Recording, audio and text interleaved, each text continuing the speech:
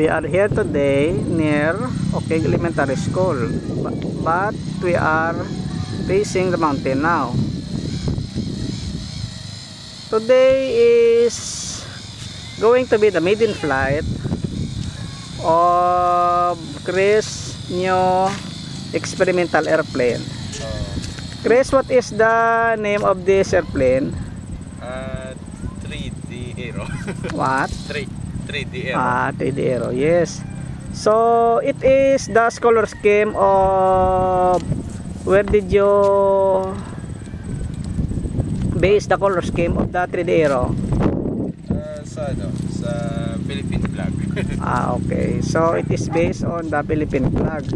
So let's hope that it is like a waving flag. It is waving up and down, side to side. Okay.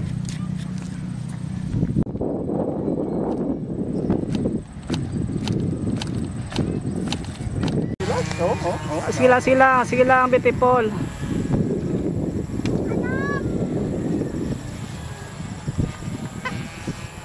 Hindi pa kantuwa sa ato na. Kadulas, vision ko ba? Chris is flying his newly invented, what is that? Yo, halong-halong Chris. Wow, that is like a jet fighter. It's very fast. Oh, look at that. It's going to give an old man a heart attack. Oh, very nice. Oh, it's very fast actually. Oh. It's very kilas.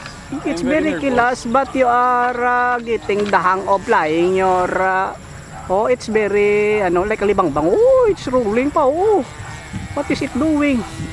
It's pakitang gilas. Oh, look at that. Is it kilas than the blade? Oh, it's very kilas than you halong because your fuel might you halong-halong you halong-halong. Oh, it is like that.